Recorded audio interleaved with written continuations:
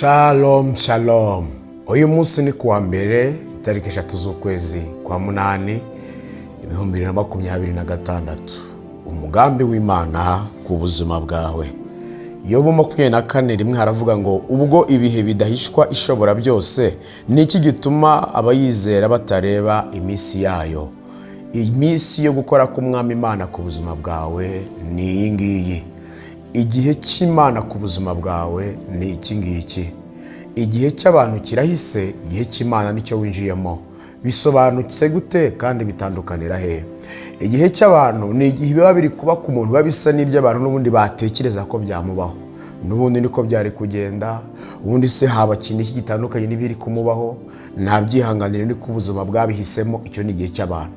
Igihe cy'Imana se cyo gigaragazwa n'iki? Ni igihe haba ibintu bihabanye cyane n'ibyo abantu bibwiraga yuko byari kuba, hanyuma bakavuga ngo none se niwe byabayeho cyangwa n'ubundi.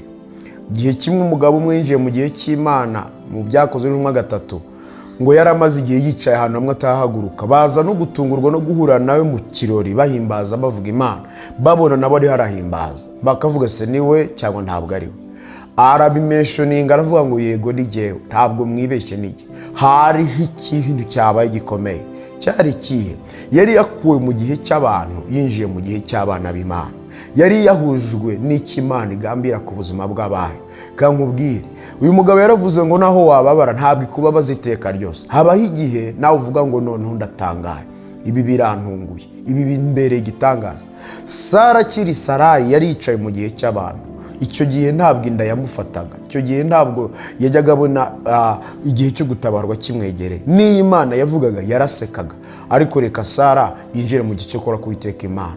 Imyaka hise k'Imana ukiva mu 100 iraza irururuka igera mu twaka 15-16. Arasama birakunda, aratwita birakunda, ayimarana amezi 9 yavukiye igihe birakunda, arabyara birakunda, Isaka arakura bigisubizo ku bana b'Imana. Kankubwire, ukwezi kwa munani ni ukwezi Imana ikwinjije mu gihe cyayo. Turi mu ijambo ri muri Yesaya ibice 60, niryo turi gusengeramo buri gitondo saa 10 turi live kuri YouTube yacu, aho turi mu ijambo rivuga ngo byukura bagirane umucyo wawe uraje.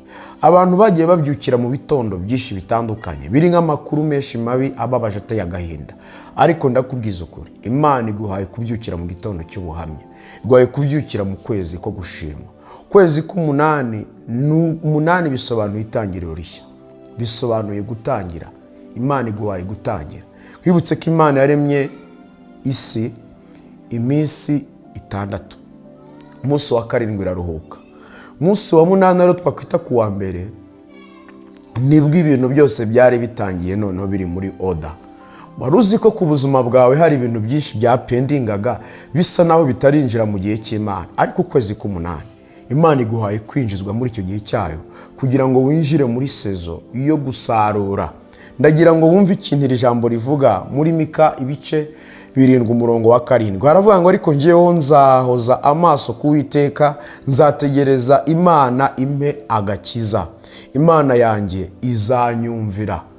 Nukuri nimuze dusenge, nimuze twegerane n'Umwami Imana, nimuze twiyambura ibintu bidutsikamiye, bituremerera, bitwizingiyeho, kuko ntabwo Satani agifite agaciro kuri twe no kubacu.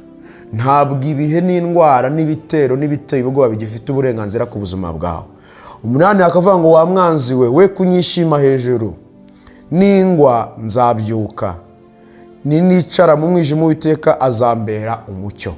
Iri jambo rirahura n'Imana yaduhaye ry'uku kwezi n'ubundi ryo muri Yesaya 60 rivuga ngo umucyo wa amahanga azagana umucyo wawe. Ni ukuvuga ngo igihe cyo kubyuka cyageze. Nubwo wenda hari ibyaguteye kugwa, hari ibyatumye ucika intege, hari ibyatumye ucika intege urananirwa, uracogora, cyangwa se ukomeza kuguma mu byizerwa ariko ukajya ureba ibitangaza nkaho uri umunyamahanga kuri byo, Yesu yaravuze ngo twari abanyamahanga, twari abashyitsi n'abasuke ku byasezeranyijwe, ntitwari dufite Kristo rurema, ariko uyu munsi turi abana b'Imana. Biriya byiza byose nawe birakureba, ni ibyawe. Icyo Imana ivuga nawe ni icyawe. Bityo bigusaba niki? Ni ukubyuka. Kubyuka si igikorwa gikorwa n'umuntu muri kumwe, ni igikorwa gikorwa nawe ubwawe. Kubyuka ni amahitamo yawe, ukavuga ngo ndemeye, ndashaka kubyuka, ndashaka kwihuza n'ibi bihe, kubera ko n'ubundi ikindi gihe nategereje ntacyo nabonye kidasanzwe. Ndashaka guhura n'icyo Imana ivuga ku buzima bwanjye. Wa mwanzi wowe kunyishima hejuru, Imana ishimwe ko ibyakwishimaga hejuru bitagifite space, ntibigifite ikibirengera, kuko mwamaje kurengera ubwoko bwe, mwamaje gukomeza abana be, mwamaje kubagirira neza, aje kubegura akabaha imbaraga, kandi umucyo w'Uwiteka urabamurikiye. Byuka urabagirane, dore umucyo w'Uwiteka uravuye ku buzima bwawe.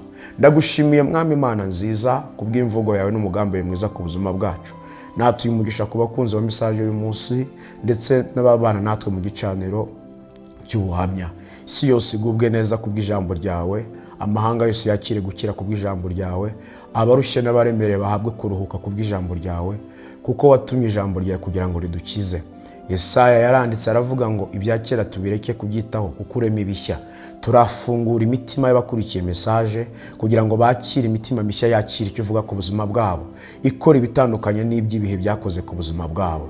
Twinjijwe mu gihe gishya cy'imbaraga n'ubwiza, ubuhamya n'icyubahiro, amavuta yo kuzamurwa, ndetse no gukora iby'Imana duhamagariye mu gihe nk'iki. Mu izina ry'Umwami Yesu Kristo natuye umugisha ku bakurikira message y'umunsi aho bari hose, n'abayisangiza abandi.